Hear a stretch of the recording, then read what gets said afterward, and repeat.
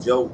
This your boy Greg. We the co-pilots from coast to coast. We do the most. So what's your flight? Whatever it is, we got you covered. Yeah, man, we had a little technical difficulties right now. I'm a little pissed off. I can't use everything, but you all right, Greg? Yeah, everything good. Everything good. That's what's up, man. I hope you out there safe on the roads, man, and everything like that, though. Yeah, yeah. In Indiana right now. No. I'm in Illinois right now. That's what's up, man. You look like y'all on the road doing y'all thing, man. That's what's up, man. So Yeah. we ain't gonna waste no time tonight. We're gonna get right into it. Just trying to get some stuff set up real quick. We're gonna start with college football tonight, man. And so we're I'm gonna put up this I can't even put it up. So that was all on my damn on my goddamn on my damn laptop. Let me see if I can let me put it up.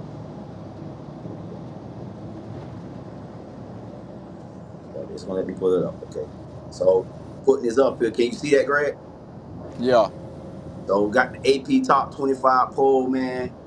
And I want you to take a look at it, man. What's your thoughts on the new poll, man, that came out this week?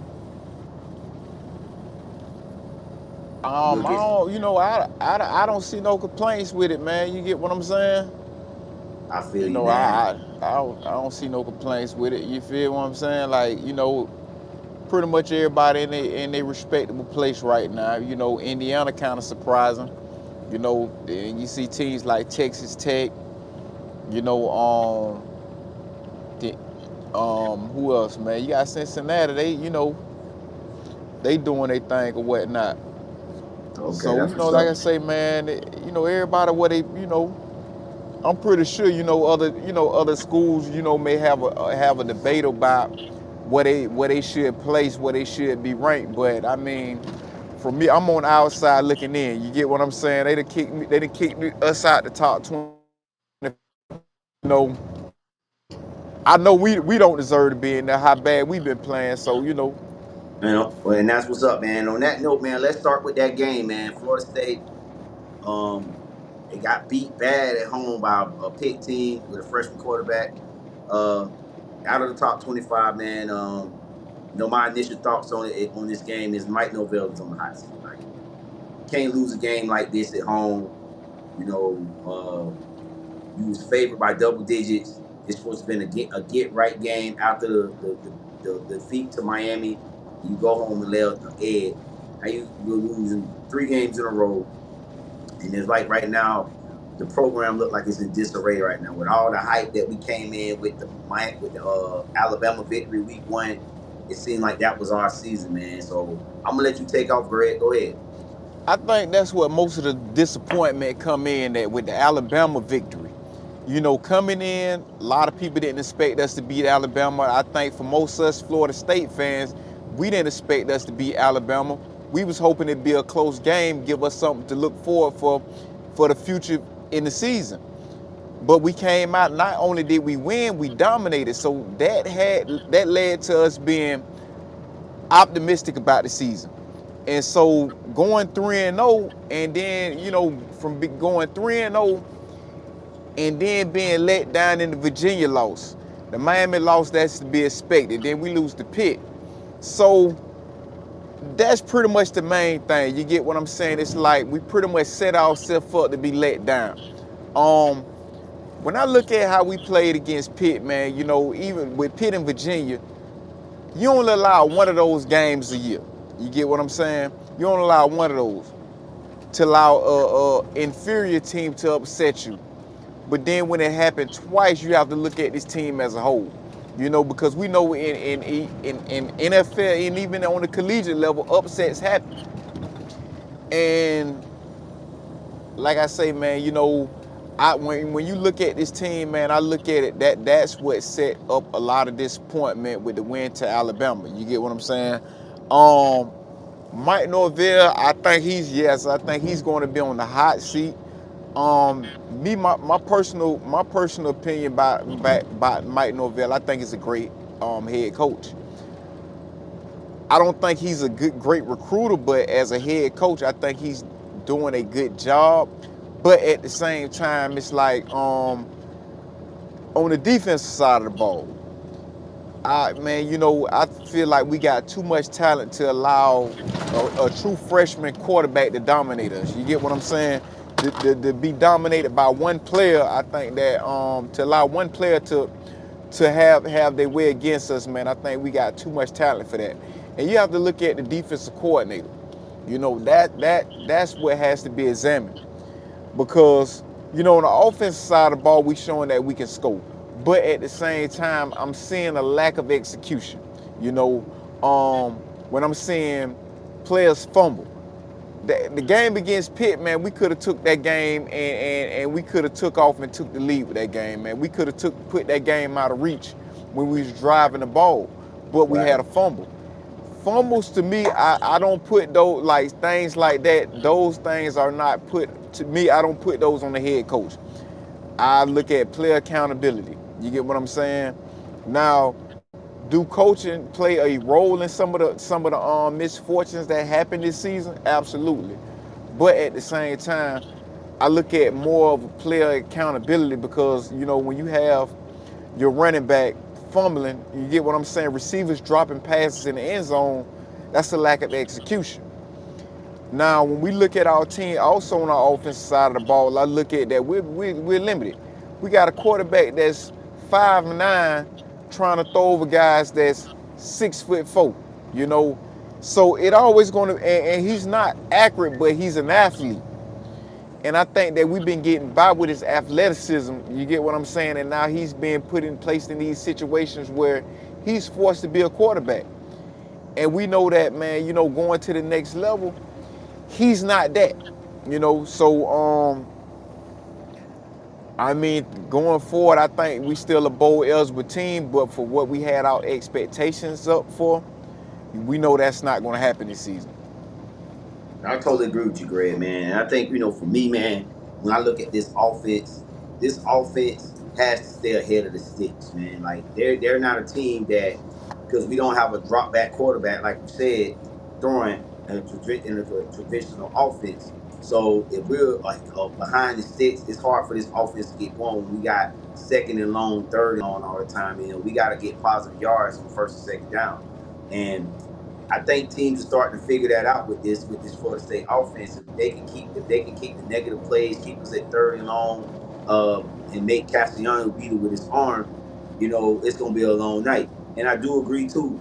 Tony White, this 3-3-5 defense, they look good against Alabama, but now watching this defense, man, the linebacker play in this defense is bad. That running back man got off on us, and they kept lining them up on the running back, and that was one thing that I didn't like about Tony White that he didn't make the adjustments to say, hey, take this running back, take this linebacker off this running back, and we maybe put a nickel guy or some guy corner cover him out the backfield.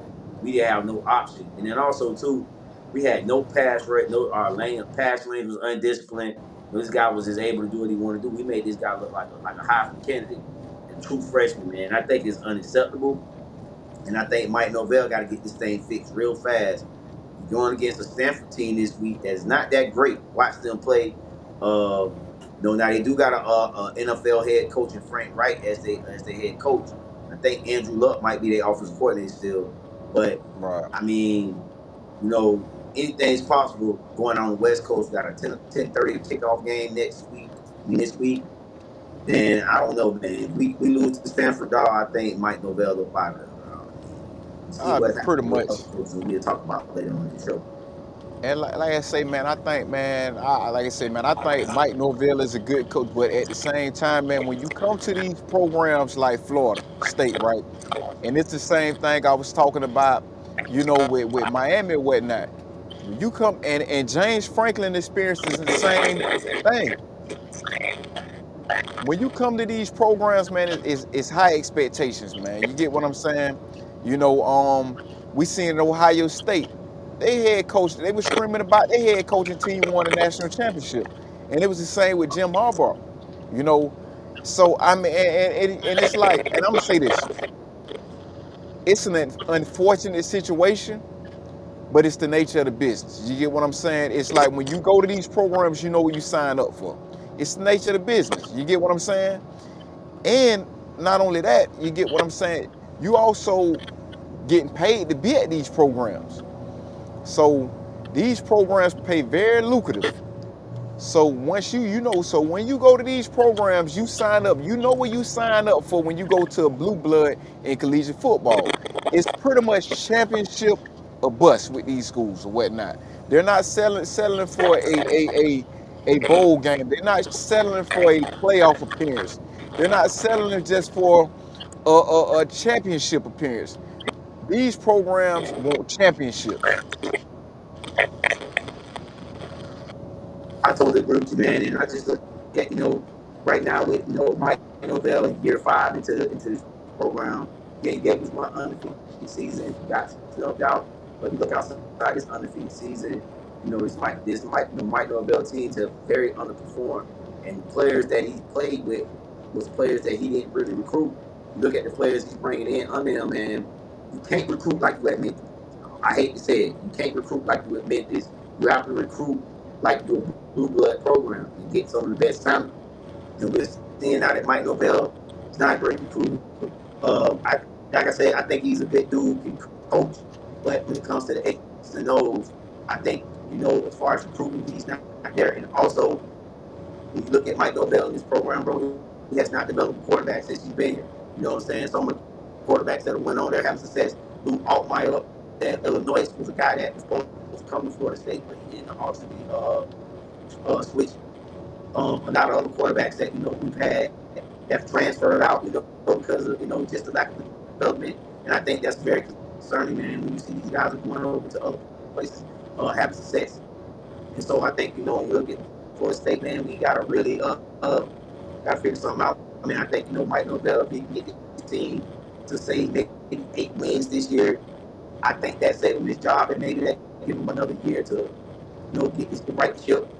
But if this thing is looking like it was last year, man, we win 5 games, we don't make it to a bowl. Hell, I don't think we make it up. If we win 6 games, I don't think he's out of there, man. Yeah. I mean, So, I'm hoping he win like 8 games, man, because I don't want to see Mike Norvell leave. You get what I'm saying? Um, we experienced this with Jimbo Fisher. After Jimbo Fisher, we went through the Willie Taggart era or whatnot. You get what I'm saying? And we know how that was, man. I'm talking about we was pretty much playing we was playing like at the bottom of the barrel, man. You get what I'm saying, man? We went through some rough times, man, around that time now. And it was a coach that had talent on his team, but he yeah, we did, underperformed man. or And I whatnot. think what one thing Jimbo did that Mike Norvell didn't do. He got us a national championship, man, and Yeah. he got us to college, the first ever inaugural college playoff. So he was more accomplished as a coach, you know.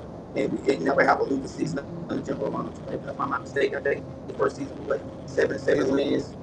Yeah. I would say this, man, yeah, but I would say this, man, all things considered, um, I witnessed Mike Norvell do more with less, and witnessed Jimbo Fisher underperform. I feel like, man, we supposed to have more national championship appearances, but I mean that's no here nor there. You know what I'm saying? I'm not going to complain about it. We know things happen. You feel what I'm saying? That's the nature of the game. Yeah, you're right, man. It is what it is. But I just think now with everything going happening right now, that seat's gonna get higher and higher. And I think a lot of people again might be wanting Jimbo to come back, man. But you know, uh, we'll see what happens, man. So I got a But question. So what what's up? coach, what be the first coach to get fired in the state of Florida? You got, well, So I Mike Napier, Norvell, Billy and Napier, and got doggone Mike Daniels, Mike McDaniels. Did I say his name okay, right? Out of I think Miami Mike Miami, Mike James, and Mike Norvell. So for the I Dolphins. think I think Mike McDaniels might get fired. And the reason why I say that he might be the first to get fired in the state is because of what's happening with this Miami team tour, been really bringing his mouth out, saying a lot of stuff. He been real vocal. but these motherfuckers ain't getting no wins. Mike McDaniel seem like that he has like pretty much just lost his team right now. They're sitting 1-5. They should have won 2 games. They should have won last week against the Chargers. They had a chance to win that game, and you had a chance to win a game against the Carolina Panthers. 2 weeks in a Right. row that you had opportunities to win games, you didn't win them. And I think the writing's on the wall that I don't think this Miami team is this Dolphins team is soft. They're a soft team. For all the talent, speed they got, the wizardry of Mike McDaniel's calling, play calling, offensively, this team is a soft team. And I think Right. you're seeing it now. So I think he would be the first to go down to question, Greg. Oh yeah. I definitely agree.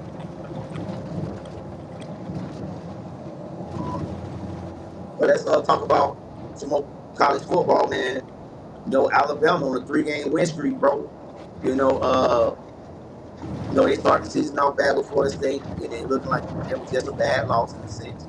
And now you look at what they've done. They've rolled off 3 good victories against 3 ranked teams: Vanderbilt, uh, Georgia, and then they beat Missouri this weekend, man. And so my thoughts right now is, Bama's starting to look back at Bama form, and I think Ty Simpson right now is playing some of the best QB play in the country, if not the best in the SEC.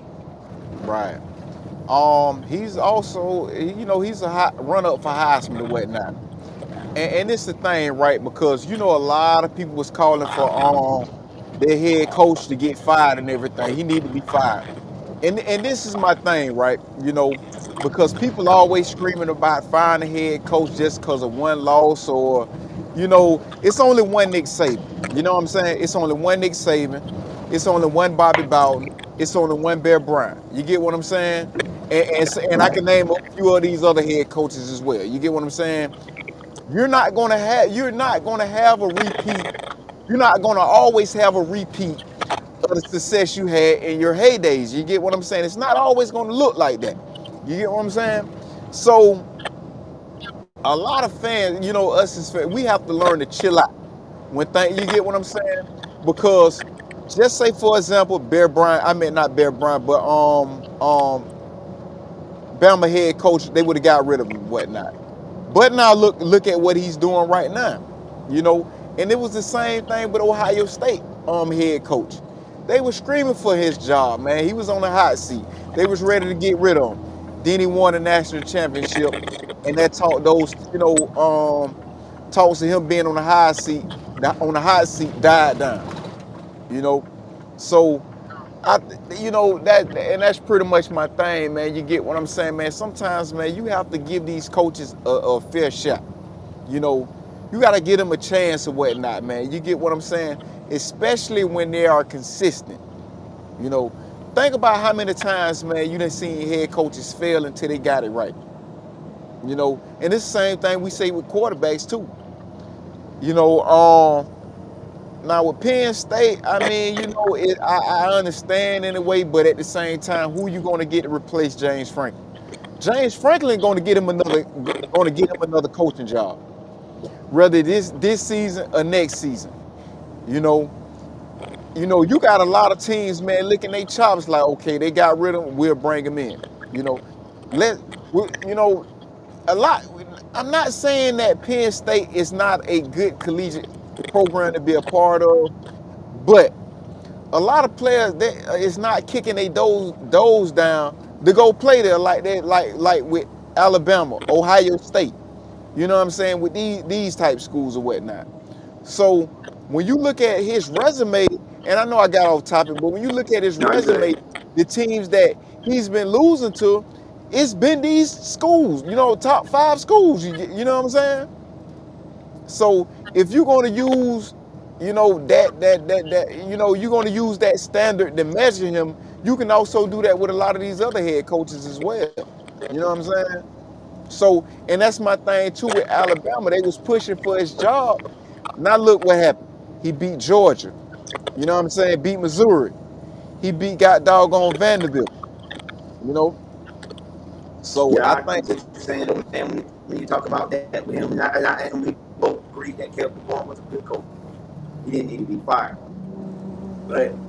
But since you mentioned Penn State, man. Let's talk about that, man. He got fired, and you know, for him, man, I just think that the university was looking at like, hey, you've been here over 10 years. I want to say you've been there since like a little bit after Bill O'Brien, but maybe what 15, 16 or something like that. He's been there. So Right. it's been about 10 years this guy been there. And when you look at James Franklin's record, yeah, he's beat a lot of teams. He's been to some New Year's Six bowl games. You know, he won the Big Ten maybe once or twice while he was there. But what they pay you for, like you said, bro, is championship or bust. And you know, a Right. school like Penn State to fall behind, you know, Joe Paterno, you might as well say, because, you know, Bill O'Brien wasn't there for them but like a little hot minute, or I think maybe a season and a half, and he left. So it's like follow behind the great Joe Paterno, who basically put the program on his map, and they're expecting you to get to the big game. And I think realistically, Penn State fans, they're not asking to go to the national championship game every year in, year out, but they want to be in the conversation. They want to be talked about as one of those teams that can make it, or maybe get to it maybe a year, get it to like maybe 1 or 2 years or something like that. But you haven't even been close. The closest you got was last year. You came back this year with a lot of hype with Drew Aller, and everybody's thinking you might be one of those teams, be one of the best teams in the country. At one point in the season, Penn State was ranked number 2. You get what I'm saying? So it's like you have all this hype going into the season, the rankings, and then you let at Oregon. It's like, all right, cool. We can understand that. You haven't been winning those games anyway. But then you come back and lay a big ad to UCLA, to a team that hadn't won a game all season, and they got their first dub on you. And then you come back and lose to a Northwestern team, kind of like Florida State in a sense, with a lower tier conference opponent, and you lose like the way you lose. And I think at that point, as a university and boosters and things like that, they're like, man, it's not gonna never get no better with this dude. This was the best year we supposed to have, and we couldn't capitalize on it. So I think when you look at it like that, they had to make this move. Now, as far as who they gonna hire, some of the names out there being Nebraska coach Matt Rule, um, Kirk Sabe, or whatever his name is, from Indiana. He's named. So there's a couple other names that's floating out there. Do they get those guys? I don't know, because who want to follow? Like I say, that's a lot. That's a pressure situation, man.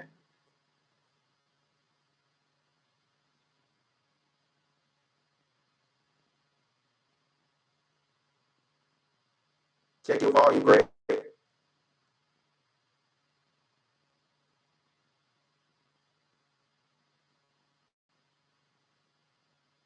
No, I can't hear you.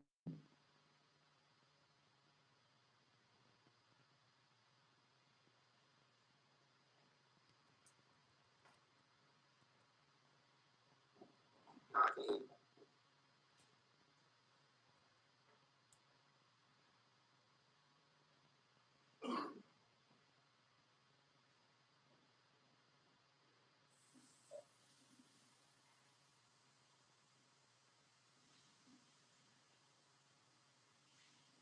Yeah, I'm just technical difficulties right here. I think his mic might have went out. So bear with him. Bear with us. Man, you know, it's always work in progress on the Co-Pilots podcast, man. You got doing the mobile thing, truck driving. No, I still can't hear. What about now? I You hear you hear me? now. Okay. Yep, I can hear I you. I got it charging up now. I got it charging up. So okay, you hear me now? Yep, perfect. Okay, check it. So this is my thing, right? You know, it's like, okay, you was talking about hype, right? Penn State came in with a lot of hype. Who is putting this hype on these programs? You get what I'm saying? So it's like, when you really analyze this, right, look at Penn State roster, right? You know, not saying that they don't have NFL talent going to the next level, but compare them to the teams that has been winning, right? Who from Penn State that you see going into the league like that? You get what I'm saying? So you have to look at this from a talent standpoint as well. You know, we put a lot of high expectations on these programs, but when it boils down, do they have a lot of talent over there? You know, when you look at the Big Ten Conference, most of the talent is going where? Ohio State, Michigan. You know, Oregon get a lot of talent due to the fact from Oregon was getting a lot of talent as well. Because if you remember around in the Chip Kelly day, he made them relevant. Chip Kelly. But we know that when it came to the talent that was going into the Big Ten, you had Ohio State, Michigan, then the teams like Penn State came after. So when you look at it from a talent standpoint, you have to ask yourself, like, does he have enough talent to even win a national championship? That is a good question. I mean that is something that I read today in one of my articles I was reading that was the same thing. Was that, hey, you know, from a talent standpoint, you know, James Franklin did he want to run it back with the same guys instead of looking at evaluating his roster and saying, hey, can we compete with some of these guys? And I think that is a valid question that will be brought up. Like, man, what you really evaluate your roster, seeing if you can compete, or you just ran it back with the guys just because off of hype, you know, from media, and then you had a lot of returning, guys coming back thinking that would be enough, not maybe hitting Right. the transfer portal, efficiently get guys in. So I think that's something that have to be addressed with that. But I think overall, though, man, anybody that's gonna come in, take this job, man, they're gonna have to really get some players over there, man. The Big Ten, man, I ain't gonna lie, man, it's starting to get like the SEC a little bit, man, when it comes to like some of the like the competition and stuff like that. These teams start to beat up on each other. So I mean, whoever come in and get this job for James Franklin, man, they're gonna have to really do a roster turnover to make these guys compete if they want to compete with the Ohio States, the Oregons, the Michigans of this conference. Right. See, people have to realize this, right? And I'm not, and it's not to throw no shade to the in the state of Pennsylvania, right? But look at the most dominant schools that are in collegiate football. What do they have in common? What these schools have in common is this: the players that they are able to recruit out of their backyard. Look at the state of Florida. You know, when you look at the big three in Florida, Miami, Florida, Florida State, it's a heavy recruiting pool. South Florida, Central Florida, North Florida. You know, look at Right, Georgia. You have talent in the state of Georgia. You have talent in Alabama. You have talent in Texas. You have talent in California. You get what I'm saying? So now going over, like when you look at the state of Pennsylvania, now do Pennsylvania have talent over there? Yes, they do. But at the same time, their talent pool is not as deep as when you look at the state of Florida, the state of Georgia, Alabama, Texas, California. You get what I'm saying? So right. when you look at it on a college level, most players like to do what? Stay home. Stay close as home as possible. You get what I'm saying? And for most of these kids, it's very advantageous for them to stay home. You know what I'm saying? For them to stay home due to financial, situations. So when you look at Penn State, it's like it's not a lot of talent to pull from out of the state of Pennsylvania like it is these other states. And you don't have a lot of players going up there to go play unless they're not able to make it in the state that they already at. You know what I'm saying? So I say that, man, you Yeah, have to take these things in consideration. This is why the Southeast is so dominant because most of the talent is in these areas. When you look into when you right. look at that region, You're absolutely right, man. It's always been like that, man. So I just did a little quick but Google search here, and I when just you read look out a at bunch of Ohio numbers that State say and Michigan, and the players thing that of produce. Penn State has produced many NFL players. Almost produced the most notable names from the state of Pennsylvania. Joe Montana, Dan Marino, Johnny Unitas, Aaron Donald, Mike Ditka, and Saquon Barkley are yeah, like the most notable players.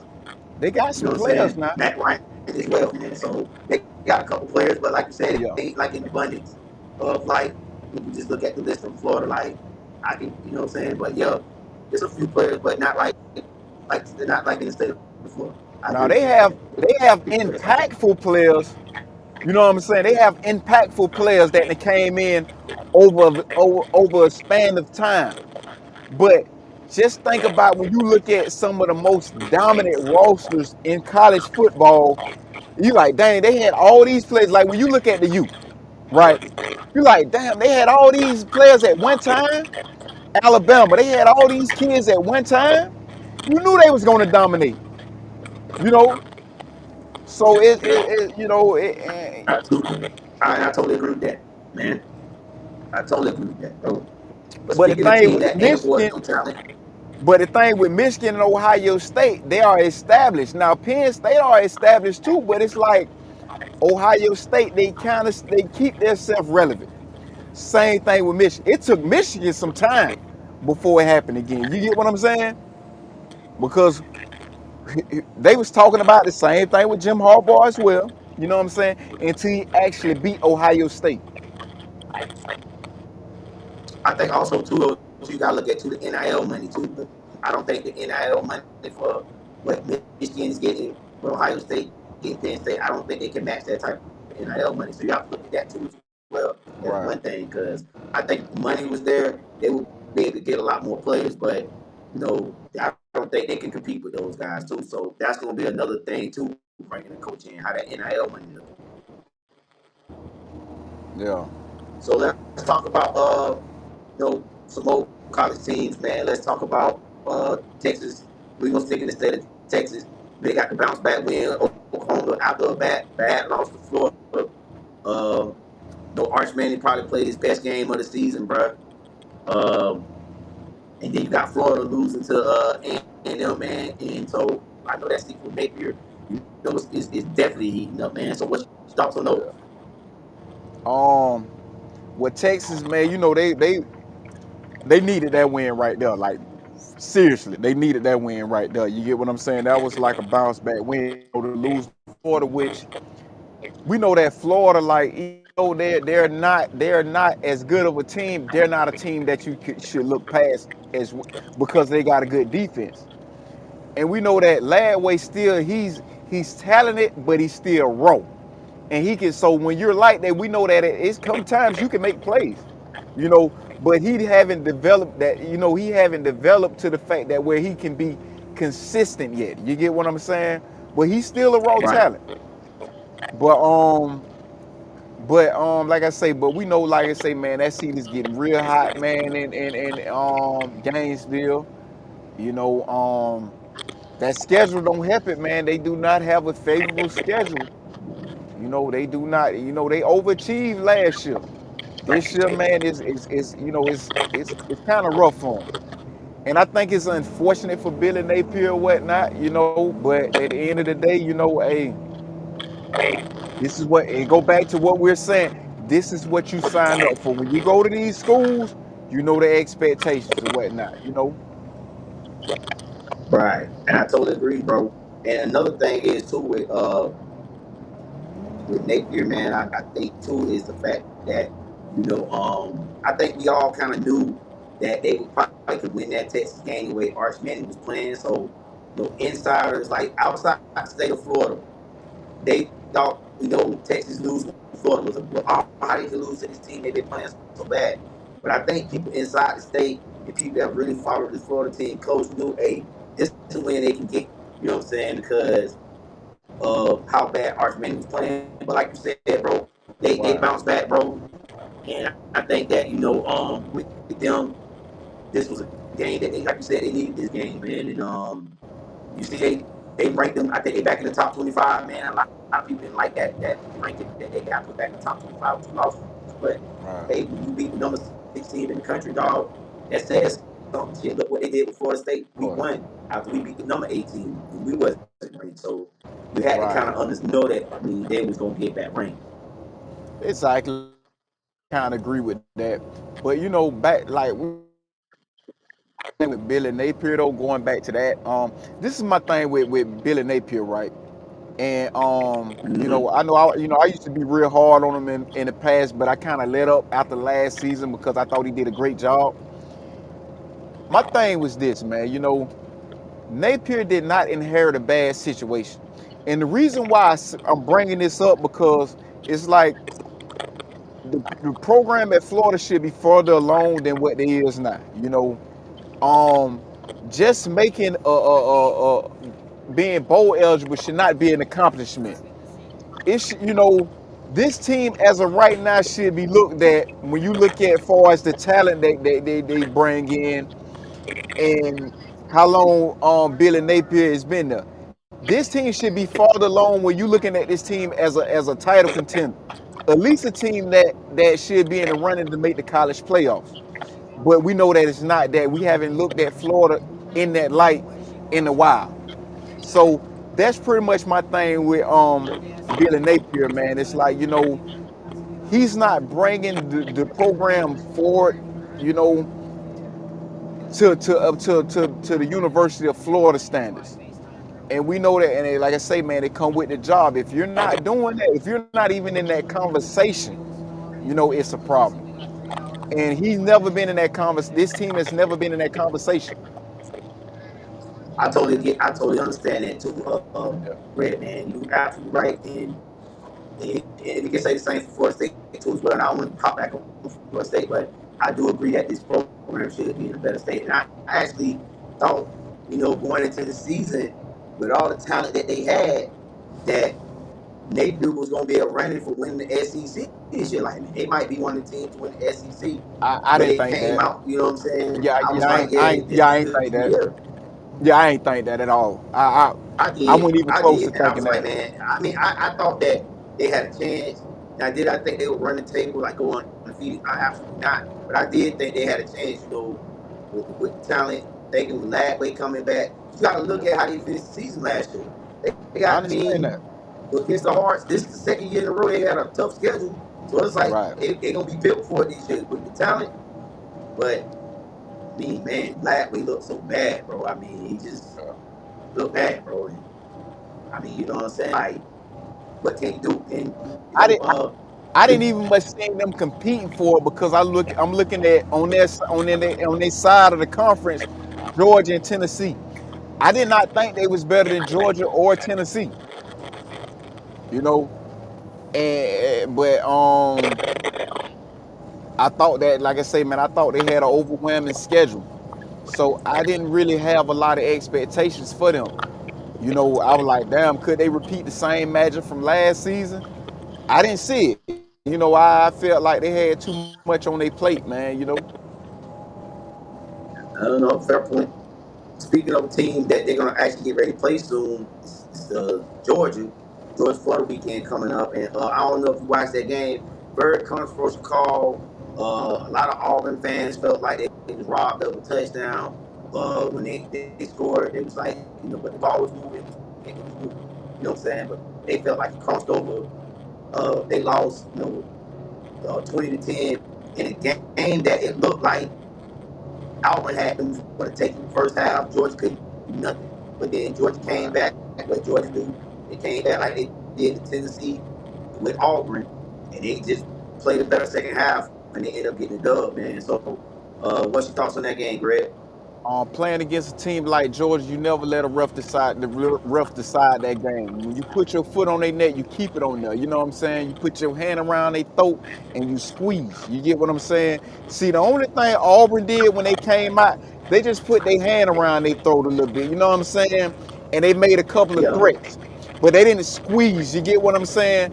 So now you pretty much reduce your leverage. And so we know, like a team like Georgia, man, you may get a couple of punches off. It may look good or whatnot. But at the same time, you gotta destroy them, man, because we know how much fight, how much dog.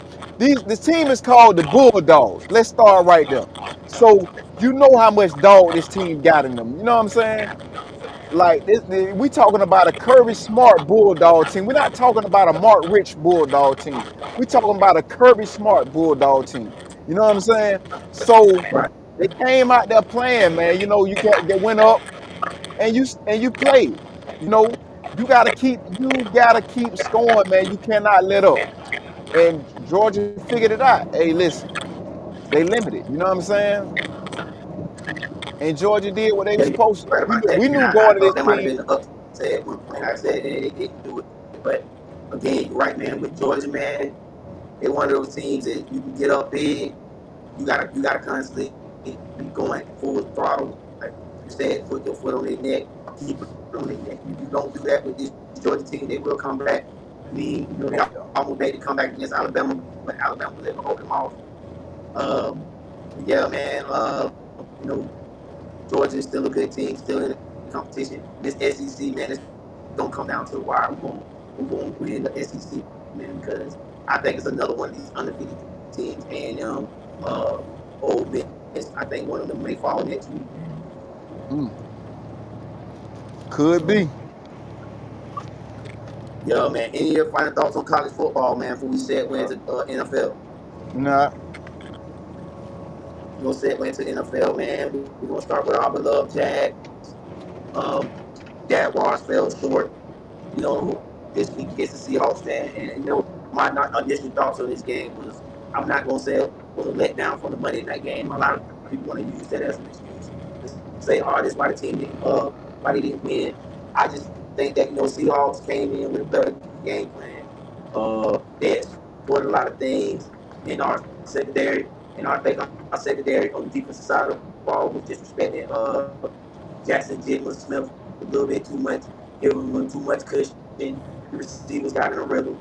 Sam Darnold got in a rhythm on the offensive side of the ball. And then when you look at on the defensive side of the ball, Trevor Lawrence couldn't get the technique. He had 6, 7 sacks on Sunday. You're not going to win a right. bunch of games like that. Your quarterback getting sacked that many times in the game. So, man, I think it's a lot that you need to do. We got this London trip. They're gonna all be bonding together like some college stuff, all in hotel rooms throughout the week, things like that. I think this could pay dividends for this team, and I think this might be the lynch point where this team can actually ascend and they can start consistently playing better football. What's your thoughts? I think the test against the O line get harder coming season, man. You get what I'm saying? You got to go against Braden Fish, Jared Verse, you know what I'm saying? Turner, these guys, man. So, and we know that, man, this is a well coached team over there. And then on the defensive side of the ball, man, you got to defend Devontae Adams, Puka Nakua. You know what I'm saying? So, He might be out this week too. I think yeah, Puka they out say, this week. yeah, and then they still got a good running back in the backfield. Kyron So man, Williams. yeah, Kyron Williams. So we gotta, and I would say this probably made outside of Kansas City, you know what I'm saying? This probably the most versatile team that we're playing against. You know, um, like man, we know that man. You like I say, man, this is a well coached team, man. A veteran team, an experienced team. So team really going to be tested or whatnot. You can look at the KC game and say we got tested or whatnot, but we know sometimes upsets happen. Some people may want to call it a fluke. Regardless, we won the game. Facts. This game here, man, winning this game will make a statement, by winning this game right here. You get what I'm saying? Because we're not just going against a scrub team. Like this team is really going to get tested, going against the Rams. And I don't think people realize how good this team actually is. You know. Yeah, So and also, man, you got Lem Corn is going against his old head coach. He came from under that coaching tree. absolutely right, man. And a lot of things too with this team is right now. Matthew Stafford is leading passing yards. So like you said, Right. I think the secondary gonna have the biggest challenge they have. Because Matthew Stafford gonna sling it, man. He's seen every coverage, everything across under the sun, being an OG quarterback right now in the game. So Right. I think we're gonna have to really the defense really gonna be tested, man. But I like what I like the defense, man. I think Stafford could maybe give us a few turnovers, during the ball, and I think that might be the key for us winning this game. If we get turnovers last Sunday, we didn't get no turnovers. Seahawks played a clean game, and we're seeing Right. that now. That might be the blueprint to beating this Jaguars. Hey, if we can play a clean game, don't give them the ball, don't give them easy turnovers short field, let them beat themselves. This might be the blueprint to beat the Jags, but I think the Jaguars defense, they're gonna get some turnovers this week. I think there's gonna be opportunities. We gotta cash in on those opportunities this week. I think the Right. biggest thing though that I want to see change is the pre-snap penalties and the penalties in general for this team, because right now we're leading the league in penalties. 65 Yeah. yards per game penalties. They're not going to do it. You know what I'm saying? We've seen other teams that had a lot of penalties, and we've seen how it's been going for them in those games. So I think that got to be something Liam Coin's going to be focusing on the pre-snap things and trying to make sure that we get things lined up on the offensive side of the ball and not having those middle mistakes. Like we had a crucial middle mistake at the end of the game where the Seahawks going to kick the field goal, give us a chance to get the ball back, but we I think we got, but I don't know what it was, and they end up getting the ball ran timeout. You get what I'm saying? So Yeah. it's like we got to clean up those things, man. I think if we can just clean up those things, I think we got a chance to beat these the Rams. And hey, it's like a home game for us, man. So I mean, the Rams. I don't know if have they been overseas yet for a London game since they've been. So I think we'll pretty much have the advantage and the edge on like schedule and things like that. We go over there every year. I think this could be, I really do think this could be a lunch or something real big for this team. Right. Man, I think, pretty much everybody's strategy is to come in and play a clean game. But we know that sometimes it don't happen, unfortunately. But at the same time, we have to be able to not beat ourselves. And our offense got to be able to put points on the board as well. You know what I'm saying? It's like we cannot have, we have to be able to be, we have to be able to play in any situation. We can't just let the amount of turnovers we have determine our wins or whatnot. Sometimes, man, we have to show that we are able to play in a shootout. Sometimes we got to be able to show that we are able to play in a dog fight. You know what I'm saying? Being able to win on all levels. This is what makes a great football team. So, and I think that a lot of teams could be looking at us like we're one dimensional. If we don't beat ourselves, we can beat this team. You get what I'm saying? We have to be able to win. That's what Even a if lot of things. teams, Yeah, I we do have to be agree. able to beat. We have to be able to win even if teams don't beat themselves. And it starts with us being able to capitalize, like you pointed this out, not being able to go in behind the sticks on pre-snap penalties. You know, being able to protect the quarterback. Being able, catching the ball, the basic things. You get what I'm saying? The basic things. Sometimes teams have better strategies, but when I look at the game against Seattle, I didn't look at it as a team that we got out coached or Seattle had a better strategy.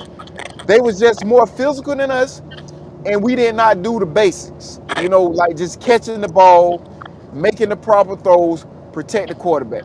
Basic stuff. You know what I'm saying? It wasn't nothing. I don't see nothing that Seattle did scheme wise that was like above us. You know what I'm saying? That we couldn't be that we couldn't what I'm saying overcome. They just played a more physical game. You know what I'm saying? Fundamentals. And that's what we have to be able Well, to get done, man. the only It's thing I just that would simple. disagree with you on, Greg, was on the defensive side of the ball. I felt like the defensive game plan that Seattle came in with really confused Trevor Lawrence, man. Because if you look at most of the game, man, it wasn't really blitzing really heavy. It was only really sending 4, maybe 5 guys, and they was dropping a lot of guys in coverage. Because you got to think to remember they had a lot of guys. A lot of guys was out. The 2 Right. top corners was out. They said they was banged up. So a lot of guys was dropping in coverage. And you see early on in the game, they had some laps in coverage. That's how we got the touchdown, the Brian Robinson touchdown. But then they made that adjustment, and it just seemed like Trevor was holding on to the ball a little bit too long. You know what I'm saying? And we got a lot of coverage sacks. You know what I'm saying? Because of that. I think, that's the only thing that I think Seattle did well with the guys in their coverage, which held them to the ball, which led to those sacks.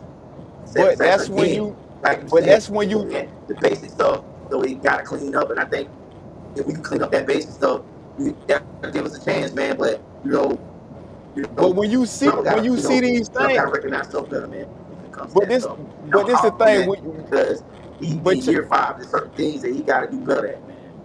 But when you see these things, that's when you throw the ball away. You don't hold on to the ball or whatnot. You know what I'm saying? Now, granted, most of the game, Trevor Lawrence did not have a whole lot of time. You know what I'm saying? But Right, you have to throw the ball away. You know what I'm saying? And not only that, we seen throws that Trevor made where he was high selling the receivers. You know, he was, right. throwing the ball. So this is why I say the basic things and whatnot. You know what I'm saying? It's nothing they did that was spectacular. You just got to make the throw. You know what I'm saying? Even if they had, granted, they And could have had allow me to certain cut you off plays. too, Greg. I don't know if you remember this. Uh, remember we was in field goal range, and this something Trevor got to learn how to like get live to fight another down. You can't take a sack in certain situations when you're in field goal range. You knock us out of field goal range one time he took a sack. And that's why I pointed out you have to know when to throw the ball away, man. One of the quarterbacks I seen, he was probably the best at this, right? And that was Phillip Rivers. Phillip Rivers know within the first 2-3 seconds, and that's why they say he was the best quarterback when it came to pre-snap reads. He knew within the first 3 seconds whether I need to throw the ball away this play and have a chance. That's why he was one of the most least sacked quarterbacks. It's not because it was his ability to scramble or he had the best line, but he knew how to play well. It was, man, you remember we played against them the Saxonville year. I don't even think we really got the Drew Brees that game like we did the other quarterbacks because he knew when to throw the ball away. He's like, okay, they coming in. We know the protection is an issue. Throw the ball away. Throw the ball away. And Right. this is what he had, and this, you know what I'm saying? Now, I'm only talking about a few plays because the O-line was the biggest contributor to this loss this week. You know what I'm saying? To the shortcomings with the offense. They did not hold up. But like I say, man, basics. It's nothing Seattle did that looked confusing or whatnot, or that they did the scheme up that we looked at like, dang, they doing a great job, with from their offensive coordinator. It just on all end, we didn't do the basics right. We didn't protect the quarterback. We didn't catch the football. You know what I'm saying? Pre-snap penalties. And Trevor had a few throws, you know what I'm saying, that he didn't make. So it's pretty much we put ourselves, we beat ourselves on offense. I can agree to something that to a certain degree. I think I think it's a lot on film this week that you can look at and be like, all right, man, like we got to clean this up. This up that we know we can play, we can do better at. And I think they will, man. I know I like our chances in this game, man. So I'm not, we still sitting at 4-2, and I think a lot of fans, being looking at the half glass, empty glass full, whatever you want to call it. I think it's still good because I told you earlier on the day when we were talking about this, I thought we'd be sitting at 2-3 right now at this point. I thought our only wins were going to get against Carolina and the Seahawks, honestly. I thought them would be our 2 wins. Right. And, right now we sitting at, 4-2. And it's like, our chance of making playoffs still pretty high in the NFL. And I think right now with the back end of the schedule being the sixth easiest schedule in the league, I think the Jaguars can really, do some damage this part of the season, man. I'm Right. hoping we really turn up this part, man. But any final thoughts, or you want to go on and start Thi- talking about some other games? this is my thing, right? When I look at this season, right, I do see the glass half full. You know what I'm saying? Because I Mm-hmm. do think we're a playoff team. Teams haven't figured us out yet.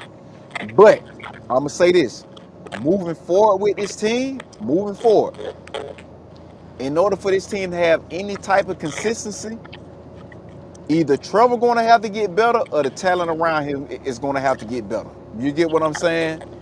Because, Right. like I say, man, we know like just moving. We looking at this team like, oh yeah, we balling out, we're doing good. But at the same time, too, we know that, man, if your quarterback is not getting better, teams is going to figure you out. You get what I'm saying? And we do not have the type of defense, you know what I'm saying? To we do not have a I went outside of the turnovers. we may have a office. You get what I'm saying? But I will say we're still limited. You know what I'm saying? We're still limited. But at the same time, like I say, man, moving forward with this team in the future, if this team want to see any type of consistency when it comes to winning, either Trevor going to have or the talent around him is going to have to get better. You get what I'm saying? Because I I And I I think, I I I, think, I think I look at go this ahead. I didn't season mean to just cut you off, because bro. it's this season and teams haven't started scheming against us. You know what I'm saying? As of right now, we're Jacksonville. You know what I'm saying? We're not looking at being looked at as a team that's a threat. When teams start looking at us as a team as a threat, they start scheming. They're going to break everything down. You get what I'm saying? Trevor's going to get broke down again, and and it's going to be the same thing that went on with Doug Peterson. Yeah, man. I think, when you asked me that question about do the talent got to get better around him or do Trevor got to get better, I think it'll be more the talent for everybody to get around him because I don't think, in my honest opinion, Trevor's going to get any better. I think the Trevor we see, the height of Trevor this year was the Kansas City game. That's the best Trevor we're going to, first Trevor we're going to, if we can get that Trevor moving forward, I'm okay with that. But again, I think everybody else going to have to rise around him. Brian Thomas Jr. going to have to catch the ball. Travis Oh, of Hunter, I'm course. not gonna blame him. Say he's not played better. I thought Travis Hunter did what he could do. Outside of that, lining up, which I don't blame him for that because he did what any wide receiver do in his check with the lineman. Like, hey, I'm good.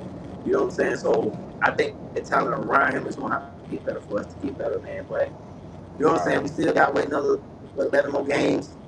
So right. let's see how this. You know what I'm saying? Let's see how this thing end. I like our chances the rest of the way. Oh yeah, of course. So let's talk about some week 6 games, man. Uh, shoot, we start with the. Let me see what I have. Then we talk about this. Now let's start with the Bucs game, man. Bucs sitting at 5-1, bro. Baker Mayfield looking like an MVP caliber candidate. And what I'm loving about Baker Mayfield right now is he's doing it without Mike Evans. Then Abuka went out yesterday. Hamstring looked like he's not gonna be ready for the Detroit game. And he just find a way to win every week, dog. And I'm liking this Baker Mayfield. This is reminding me of Baker Mayfield in college, but a more mature Baker Mayfield. He talking his shit, but he's not being immature about it. He's willing his team, and the team is rallying around him, man. And I think right now the Bucs are the best team in the NFL right now, in my opinion. Um, I think what we and it's funny that you brought up Baker Mayfield, right? And this is my thing, right? I'm thinking, my opinion that we're witnessing the resurgence of the quarterback class that he came out with him, Sam Darnold, um, Josh Allen, Lamar Jackson. You get what I'm saying? And Right, remember I was talking about different quarterback classes. This quarterback class, you may be able to compare this same quarterback class with the '03 quarterback class. And the reason why I say that, right? Most people are gonna say, "Oh man, you're crazy for saying that," you know. But think about it, right? You know, the only thing that the '03 quarterback class got on that quarterback class is the Super Bowl wins and appearances. This one has none as of now. But you have to look at the MVPs. If Baker Mayfield wins MVP this year, which he's pretty much the front runner as of right now, you got 3 dudes out of that quarterback class that won the MVP. You get what I'm saying? right, So I mean, I don't know if Jim Kelly ever won MVP or Dan Marino may have. John Elway may have. You get what I'm saying? But more than right, like you have multiple like Lamar Jackson has multiple MVP seasons. You know, right, um, Josh Allen, he had multiple MVP caliber seasons or whatnot, and we can't forget about Sam Darnold with what he's doing. He's also in the conversation. If you look at by the numbers, he also is in the conversation for MVP as well. If we're going by the numbers, if you look at his touchdowns to interception ratio, so I think that when you look at all, the quarterback class, this quarterback class could be like one of the most comparable to the '03 quarterback class. When you look, you know what I'm saying? Yeah, man, I ain't think about it like that though, Greg. But you made some great points. I think if if Baker Mayfield win an MVP, like you said, bro, that would be very interesting to say that quarterback class had all those MVPs. What I do like about what you're saying is a resurgence in these guys. But one thing I will say too about guys like Baker and Sam Darnold was they was finally able to get their niche and find their groove and find a team to beat them. And you're Right, seeing these guys play how they expected them to play when they came out of college. And it's good to see that that these guys still believe in themselves and still thought they could be a franchise quarterback and they put bet on right, themselves. And I like to see that. And I love to see that right. Seahawks Tampa Bay game was probably one of the best games of the year so far. The guys going back and forth, so I mean it was a good game. So but to see Baker Mayfield right now beating this Tampa Bay team, bro, is good, man. And I think the only reason why a lot of people would disagree with me because they're going to bring up the Super Bowl wins. But we have to remember that we're talking about individuals. You get what I'm saying? From an Right. individual standpoint, Super Bowl, that is a team effort. You cannot help the teams that's placed around you most of the time. You get what I'm saying? Some people go to trash teams, you know. And so if we're looking from an individual standpoint, you have to look at the MVPs over the Super Bowl rings and whatnot. Now, I understand, we Super Bowl is held to the highest regard. You know, these quarterbacks, like when you look at John Elway, he was a big reason for the success of the Denver Broncos. You know what I'm saying? But after that, you had Terrell Davis. Now, although Marino never won a Super Bowl, Jim Kelly never won, but Jim Kelly went to 4, Marino went to 1. You know, now this the other quarter they haven't went to none yet. But at the same time, the verdict is still out. Their story is still being written right as of right now. You know, they're still writing their story as of right now. But like I say, you go back to what I'm saying because I only brought that up because I knew people would argue against what I'm saying. But at the same time, this quarterback class can be compared to the '03 quarterback class. I mean, when you look at it with those three quarterbacks, man, I mean, you make a great point. You know what I'm saying? On being that, you know what I'm saying? It's nothing far fetched from it because these guys are playing at a high level. Right, I would only push back with that would be can these guys can play at the continued high level like a Lamar, like Josh Allen, because these guys have played at a high level longer than those guys. Can they continue to play at the same level as those guys? And then we might be able to have a conversation with which quarterback class is best right now, man. That class is still sitting pretty high regards, but with the way these guys been playing as of the last 2 years, hey, that definitely could change the trajectory of how these guys will be viewed once their careers are over. right. So let's say we're into some other quarterbacks that's trying to make history, man. Cleveland Browns, Steelers, you know what I'm saying? That game, we know what the Steelers were going to do. We knew they were going to win that game. Dylan Gabriel started. Um, Dylan Gabriel was horrible, dog. I mean, dude didn't throw the ball like past 15 yards, dog. I mean, it's just I don't know what it is. And I still think he played with, I give him like a C grade. But I think you can never win with a quarterback throwing the ball over 50 times. That's a recipe for disaster. And I Oh, of think at this course. point, you got to start thinking about Shedeur Sanders, man. Is he the guy to come in there and play, man? I Because would I at would least he can stretch the field. If you're trying to stretch the field, you got to give him a spin, man. I think if Dylan Gabriel continue to play like this, I think they roll him out one more week. They right. give him one more week, and I think after that, man, if he's still looking like ass, I think you got to give Shedeur a shot, man. I would say this, the season is still young or whatnot. We know that, this team has no playoff aspirations. But at the same time, when you look at these quarterbacks and whatnot, I would say, man, to keep him in rhythm, I would go with him another week. Even though I would love to see Shedeur go out there this week. But to be fair to Dylan Gabriel, I would give him another week because you it's like, you cannot neglect what we already saw. We seen him play. And Right. even though it was the preseason, we did see him play good in spurts. You know what I'm saying? We seen him play good. Um, even the week before that. So against Minnesota. So we cannot look past that. So we gotta ask, like, did he look that bad to the point that we feel as though that we know what we getting out of him? You get what I'm saying? Like, I get what you're saying. so we have to. I look at it from that standpoint.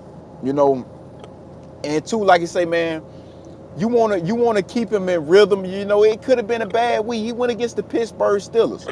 You know, Watts, Ramsey, Porter. You get what I'm saying? He went against a Pittsburgh Steelers team. You get what I'm saying?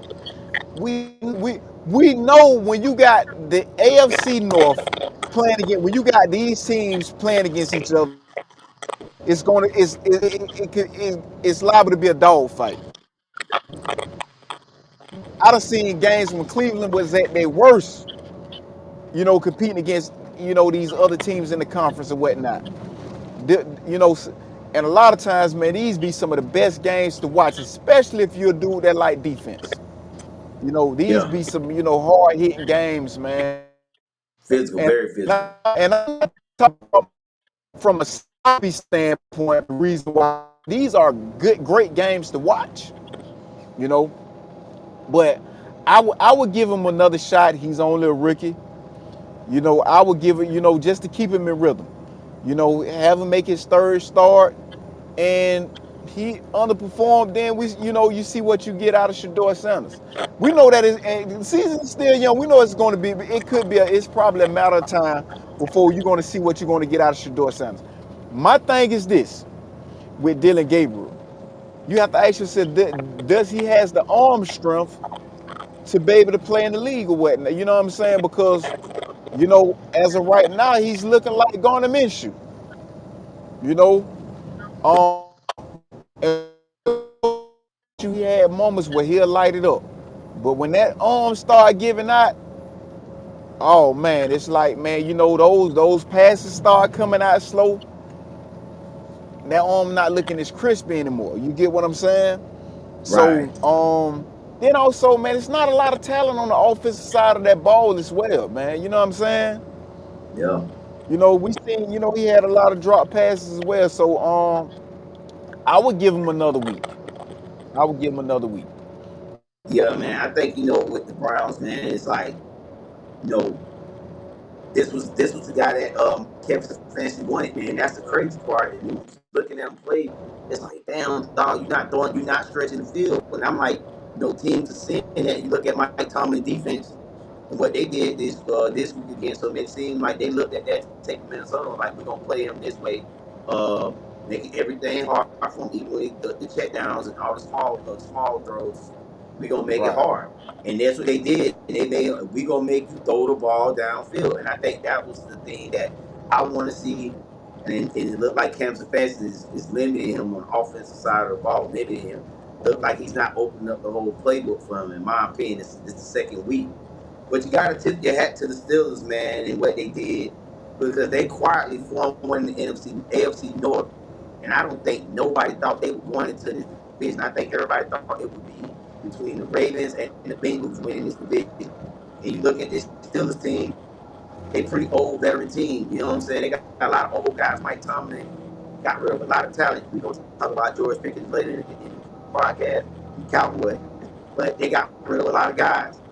And they won one man. And can they be the top team in the NFC? My thing is with them, it's going to be health. Because Jalen Ramsey was playing banged up. He been playing banged up most of the season. Uh, Joy Porter got banged up earlier. He came back this season.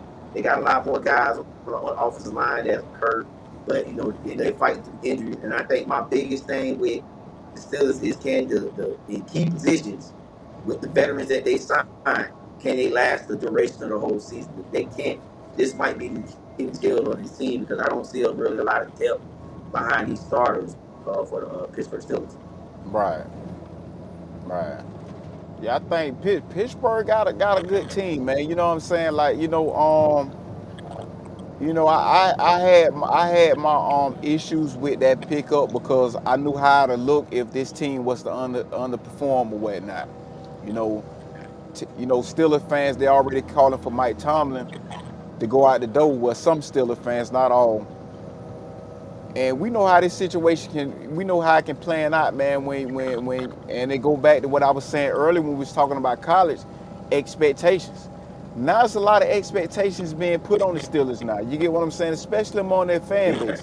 Now, if it doesn't work out, who are they going to look at? They're going to look at Mike Tomlin and Aaron Rodgers.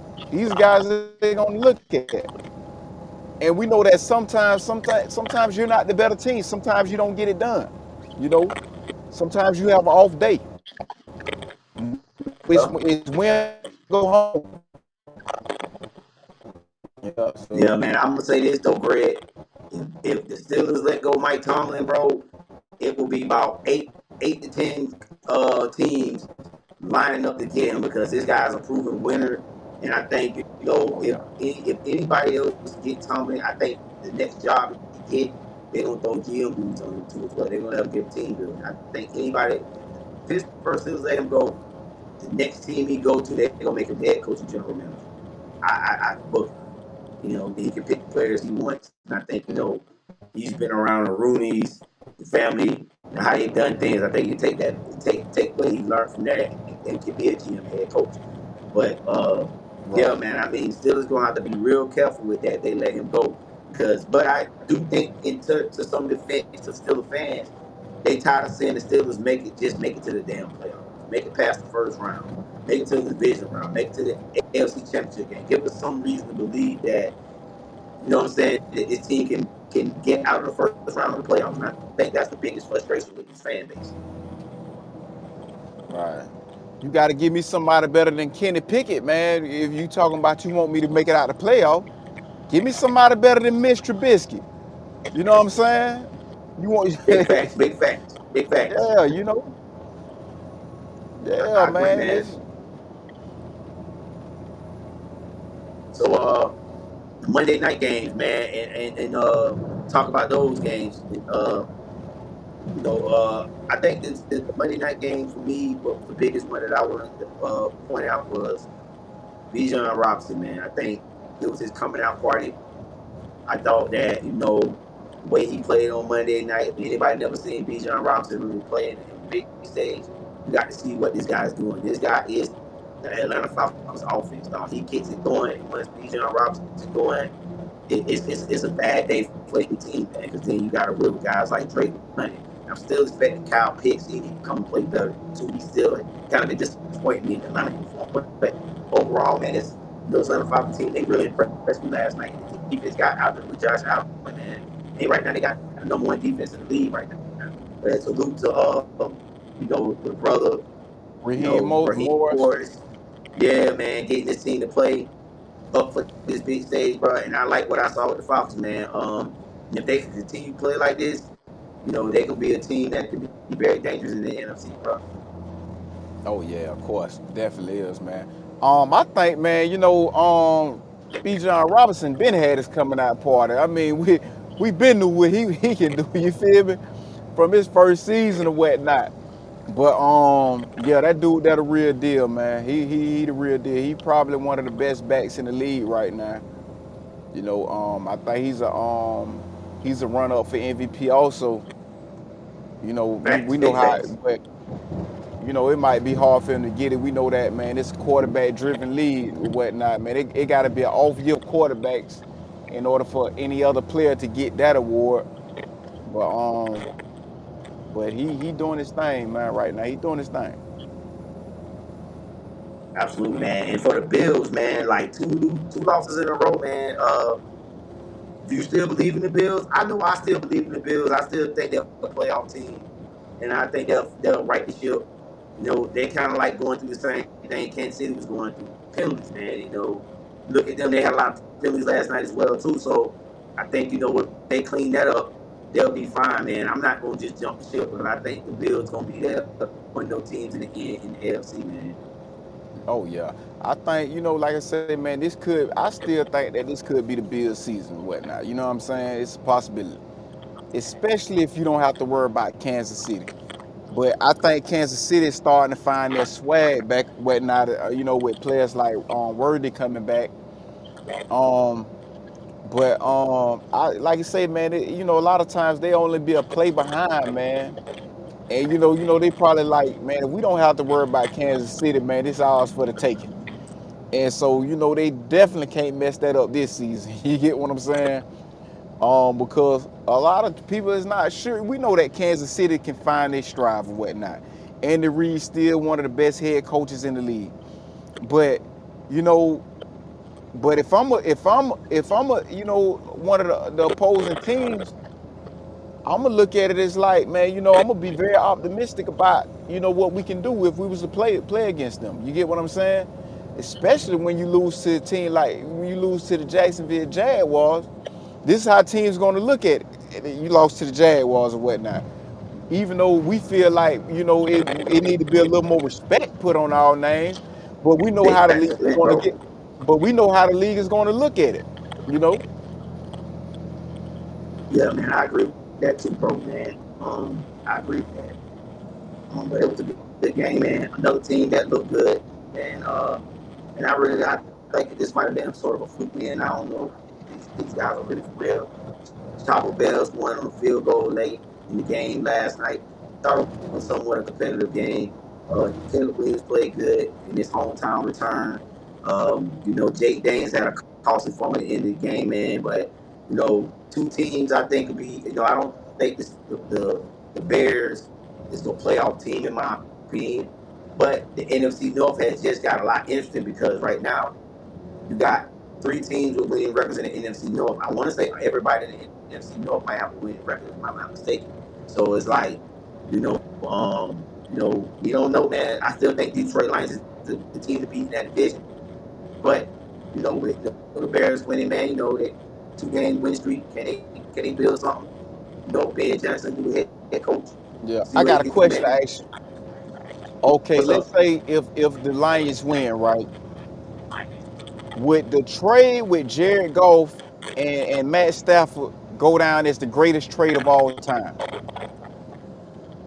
Ooh, that's a tough one though, man. I think it might, it could be because if you Because think about it though, bro, both franchises are succeeding. You get what right, I'm saying? You look what Stafford was able to do with the Rams. How he went and got one of them a Super Bowl final. And I think for us football fans, we was kind of happy to see Stafford win one because he played so many bad years for the Detroit Lions. But then you look at a guy like Jared Goff, who, right, basically the Rams said we couldn't win with you. And then he right, came with the darn Detroit Lions. And now his team has been this probably the best version of the Detroit Lions I've seen since I've been watching football. You know what I'm saying? With this Detroit Lions team. So it's like you make a point, Grant. This could be the yeah, greatest trade. Both teams are succeeding and shit. If Jared Goff didn't win on this upcoming, I think they play on Monday night or either Sunday night against the Bucs.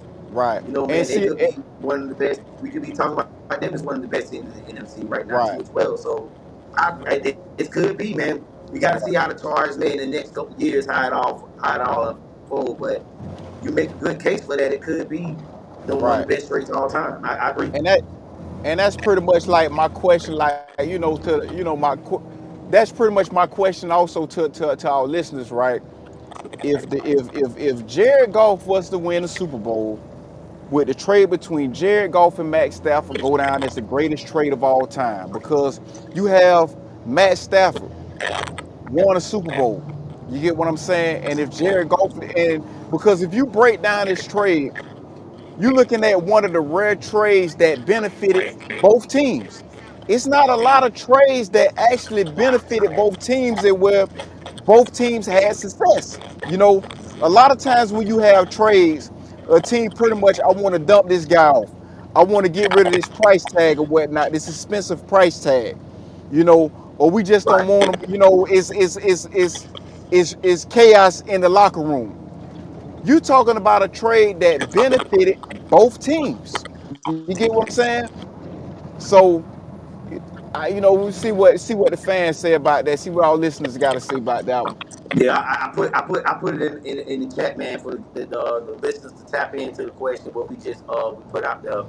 Do you think Jared Goff and Matthew Stafford is one of the greatest trades, right now of all time in totality? And we just looking at what they're doing currently. Let's not look at the past. Just Right. currently, right now, as Because you said. you have people that would look at the trade with Dallas, right? But when you break down this trade, when Jimmy Johnson traded Herschel Walker, the trade only benefited the Cowboys. You know what I'm saying? Now I would say the trade when you look at when Clinton Porter's when they traded Clinton Porter's and Champ Bailey, that was a good trade. You Oh, know, you talking about with the Redskins, right? with the Redskins and the Broncos. That was a great trade. But that trade would be moved down, it would probably maybe what number two behind that, you know.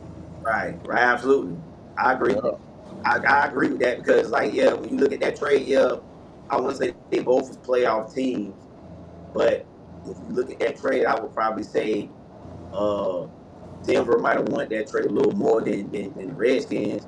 But again, like you said, though, man, this trade, when you really look at this trade, bro, everybody's benefit from everybody's eating off this trade right now. Ain't Right. nobody can say like, man, like they got us.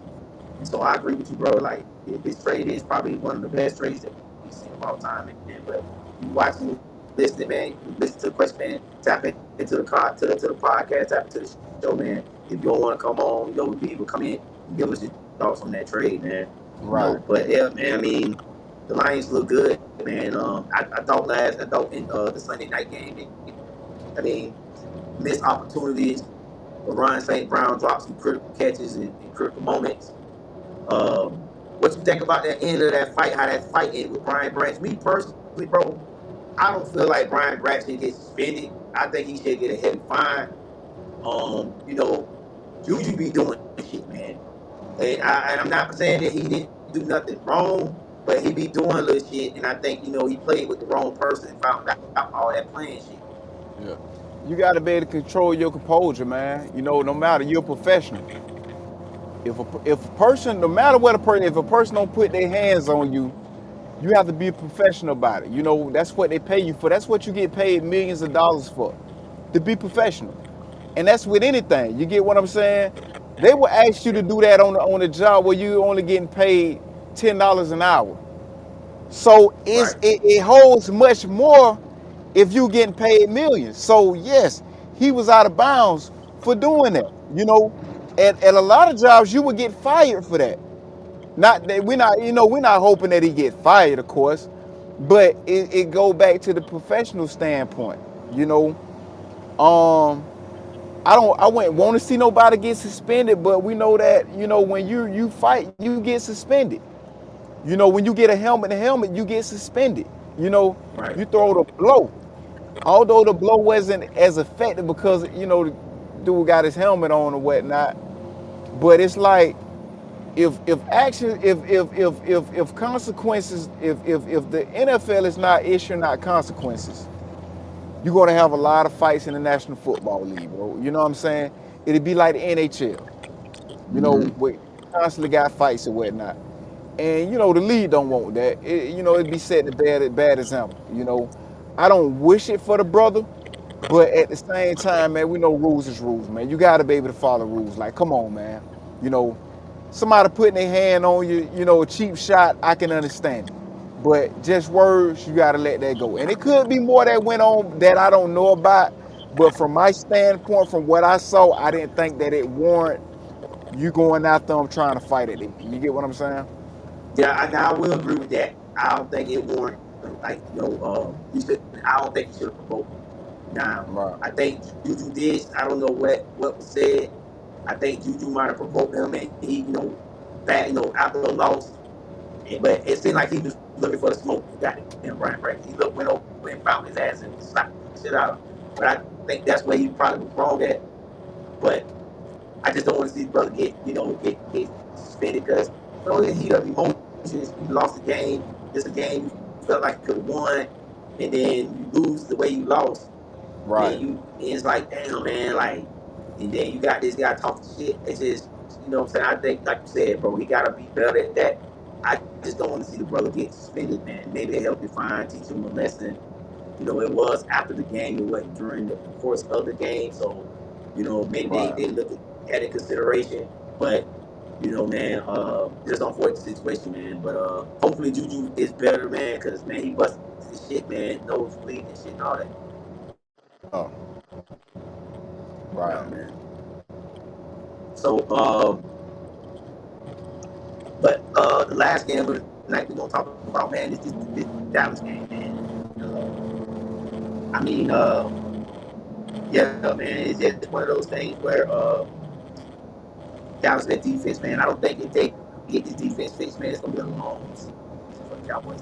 And it's just, and for me, Dak is wasting I hate to say it, that this is the best we've seen Dak play at quarterback.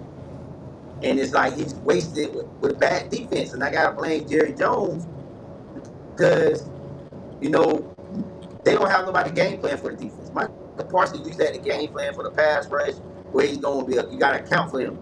Now you don't have to account for this guy no more. So it's like your defense went from having an elite pass rush and somebody you account for the least for them to have to game plan around where they can just offense do what the fuck they want to do. They running the ball. At one point they was playing good run defense, but now that people they killing you in the passing game. It's just, man, I don't know what you do with this defense, bro. Like, do you make a trade or do you do something to try to solidify your defense? But you're wasting away that MVP season right now, man, with this defense. It's pretty much not much you can do, man. You get what I'm saying? It's like it's You not gonna give it nobody you're up on gonna like that, trade bro? for to make this defense better. You get what I'm saying? It's like you trade away your best player on defense. So the defense pretty much set in stone. It is what it is for this season. You know what I'm saying? And this is my thing, right? And I hate to say it, but I see this happening. And you mentioned it. Dak Prescott, a lot of his years is being wasted away.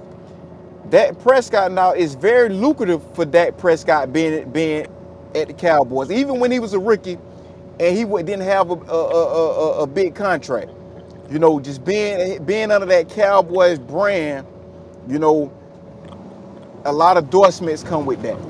But at the same time, when you look at champ in terms of winning, I think that if Dak wanted, you know what I'm saying, we're not going to see Dak win a Super Bowl until Dak go with another team. He's gonna go through the same Oh, thing boy, don't say that, that Cowboys fan. he's You gonna gonna hurt go them, through. boy. Well, they about He's to gonna cry go if you say through. that. Listen, he's gonna go through the same thing Matt Stafford went through. You get what I'm saying?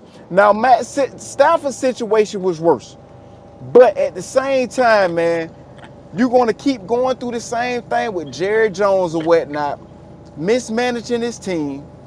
And it's like, because you bring in talent, but you let go talent. You bring in, but you let go. You get what I'm saying? So it's going to be like this here, man. It's going to go. It's going to be a situation. And what's going to happen is that is going to leave. They're going to part ways, and that is going to go to the team that's the most beneficial for him. That's what I'm saying. That's going to benefit him the most. And we're gonna witness that win the Super Bowl. A lot of people think it's Dak. Dak is to blame and everything. No, he's going through the same thing that Tony Romo went through. You get what I'm saying? He's going through the same thing that Troy Aikman went through after Jimmy Johnson. You get what I'm saying?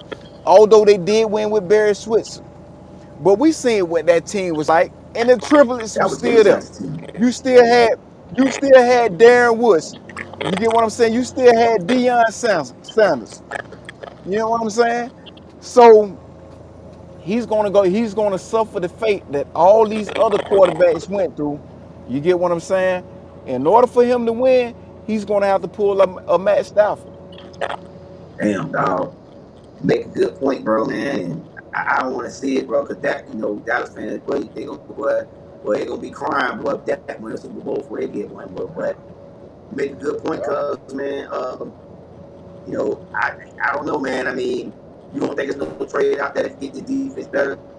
I mean, they got to do something, dog. Everything, dog. Look at this Listen, Panthers, dog. Panthers been they playing bad on offense, and damn, they come Dallas show up, dog. They got the offense clicking like goddamn. What has been if there you all year remember, with the if Carolina you Panthers? remember last year, the play when people were saying Dallas need to go after a running back. Remember the play I kept Right. talking about? I kept saying Rico Dow last season. Now look what Yup. happened. You get what I'm Yup. saying? He destroys you. Right. You know what I'm saying? And I say, man, Dallas got a good running I back in the remember that. backfield. The only difference was, I mean, that got hurt last season. You know, but I say, man, you Right. got a banged up offensive line last season, and you still had a running back that had 1,000 yards.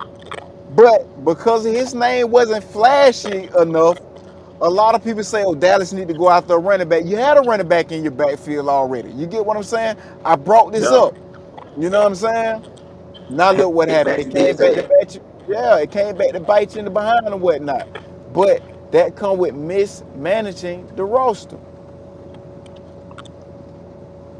Okay, man, you hit that one on the head, bro. And I'm sitting here thinking, like, yeah, you did say that, dog. Like, it came back to bite him, dog, in the worst way, Yeah. dog. It really did, bro.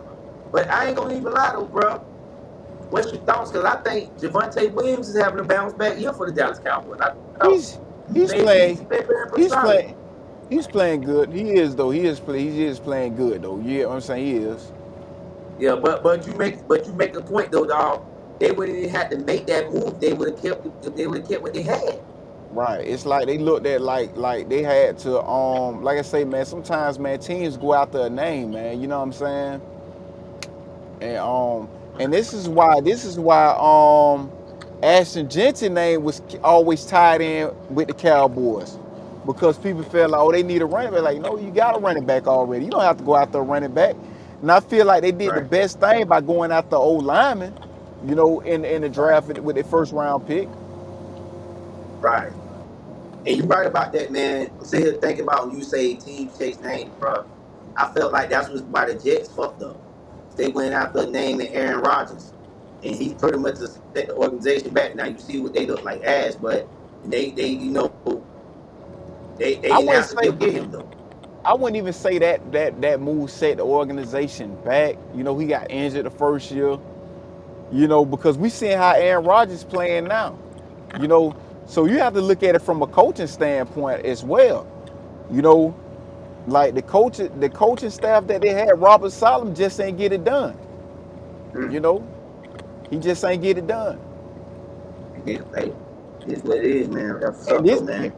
and this was a talented team, so I wouldn't say that pushed them back. It just, you know, they're not getting it done, man. And now they really don't have a quarterback now because I know. Fields, he's not looking like the answer right now. And it could be the system, but he's not. He's looking Yeah, like how he they looked ain't this looking good first for season. Justin Fields, man. Right. It really ain't. I agree with that though, but that's good. That's good. Interesting take on that, man.